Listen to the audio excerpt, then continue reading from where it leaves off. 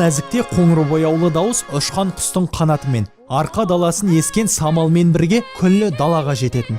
Тынымсыз тіршілігі қызып, өнердің ұлағысы тоқтаусыз жүріп жатқан осынау Кереку шаһарында болашақ ән өнерінің жұлдызы Майра дүниеге келеді. Бұл 1890 жыл болатын.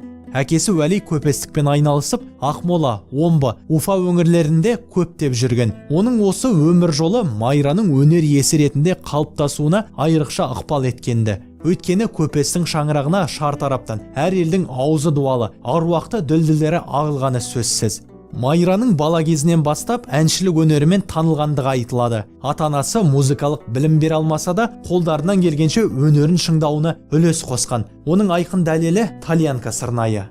Енді оның әке-шешесі сондай бай адам болмаса да, қыздарының сондай бір таланты бар екенін көріп, оған сол қала тұрғындары болғандықтан осындай Тальянка үлгісіндегі гармоньды алып береді кішкентай кезінде.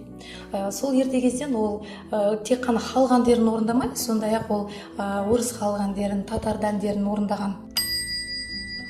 Кереку қаласынан да өзге жерлерде өнерімен таныла берсін деген оймен әкесі Мұхаммед Уәли мен анасы Қатира оны алғаш рет Баянауыл жәрмеңкесіне апарады. Онда Ғарипан Томашев деген саудагердің үйіндегі сауық кешіне қатысып, жас әнші Майрару өнерін көрсеткен. Сол кеште Баянауылды билеп отырған Мұса Шормановтың немересі Жаржан да болады. Көңілі Майраға бірден құлап, кешіктірмей-ақ асқақ бұла әншіге ықыласын білдірген. Осылайша Ақсүйек ұрпағы Жармағанбетпен әнші Майра отасады. Бір жылдай ғана уақыттан соң Жаржан науқасқа шалдығып, Омбы қаласына ота жасатуға бара жатқан жолда дүниеден озып кете барған.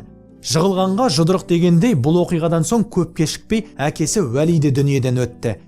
Көлеңкесі мен күнгейі қатар біткен тау секілді өмірде Майраның алдынан бір сәуле жарқ еттіміз. 1918 жылы Керекуге Семей өңірінің серісі Әбілмәжін келеді. Серілігімен қоса балуандығы бар. Сезімге де бай Әбілмәжін Майрамен танысып, екеуі көңіл қосуға бел байлайды. Осылайша Әбілмәжін мен Семейге аттанған Майра Керекудегі анасында өзінің қасын алдырған екен. Әнші Майраның Семейдегі өмірі шығармашылық үшін жемісті кезеңдердің бірі болған анық. Онда әнші Әміремен танысып, Абай әндеріне қанықты. Семейде көптеген өнер иелерімен етене жақын араласып, өзінің де ән қазынасын байыта түсті. Бірақ соңынан көлеңкеде ерген аласапыран тағдырда әлегін салып, Әбілмәжіннен айырылады. Осылайша қазан төңкеріс орнаған соң Керекуге қайта оралған. 1925 жылы Майра Қоянды жәрмеңкесінде болады. Осы кезде Қоянды тұтастай арқа жеріндегі өнер иелерінің бас қосып думан салатын орталығы. Майрада сол кездегі дәстүр бойынша ақын Иса, балуан Қажымқанмен бірге жұрт алдында асқақ өнер көрсетеді. Бұл жәрмеңкедегі өнерінен соң Майраның даңқына даңқ қосылып, қазақ даласының шартарабына тараған еді. 1926 жылы әйгілі әнші Майра Ертіс өзенін өрлей жүзіп, Семейге келе жатқан жолда кездейсоқ белгілі музыкатанушы Александр Затаевичпен кездеседі. Ғалым Майраның орындаушылық қабілетіне, тума талантына, адамдық қырына жоғары баға берген. Кенеттен құлағыма жағымда құлашын кеңге жайған әуезді әдемі қоңыр үн естілді. Бейтаныс ән иесі қазақ әндерін ғажайып бір үйлесімділікпен, ерекше ырғақпен орындады.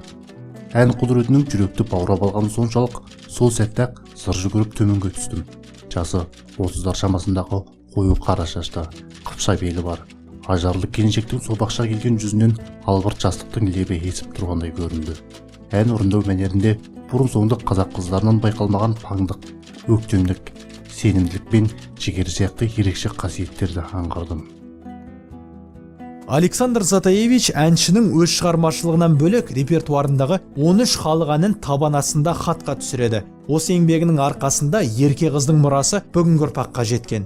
Бұл оқиғадан көп ұзамай Майраның құлпытас жасаушы поляк азаматымен 3-ші рет тұрмыс құрғандығы туралы да ел аузында деректер бар. Алайда өмір жолы соқпақты өнер иесі 1927 жылы ауыр науқастан қаза болды делінеді.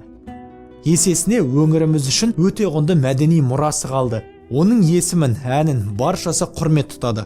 Бүгінде Павлодар қаласында Майра Шамсуддинова атындағы ән өнері музейі жұмыс жасауда. Сондай-ақ облыс орталығынан Майра атына көше де берілді. Қала әкімшілігінің қолдауымен Павлодардағы Усолка шағын ауданында Қазақстан Республикасының еңбек сіңірген қайраткері Қуат Есімхановтың демеушілігімен ән дүркінің қызына арнап ескерткіш те ашылды. Әнші Майра туралы еңбектерді де көптеп санамалауға болады. Солардың ішінде маңдай алдысы ақын драматург Әбділда Тажыбаевтың Майра пьесасы. Әнші қыздың туған жерінде қойылған спектакль тыңдармандарының құлақ құрышын қандырып, арманда қалдырған деседі. Жергілікті театр әртісі Гүлжан Қайырбекова Майраның рөлін сомдау үшін өте көп ізденіске түскен. Майра туралы деректер жоқтың қасы болса да, оның әндері мен шығармашылығындағы мінезге мән бере отырып, әнші образын сомдап шықты. Майра деген деп осылай бүкіл мехін тартқанда ғана мен сездім, сонда ғана денем тіркеніп, сонда мен ойладым, міне Майра. Майра Уәлиқызы қазақ өнері тарихында ат озған нәзік жандылардың бірі. Бүгінде Майра есімі өнер жолына түскен қазақ қыздарының кие тұтар бойтұмарына айналып та үлгерді.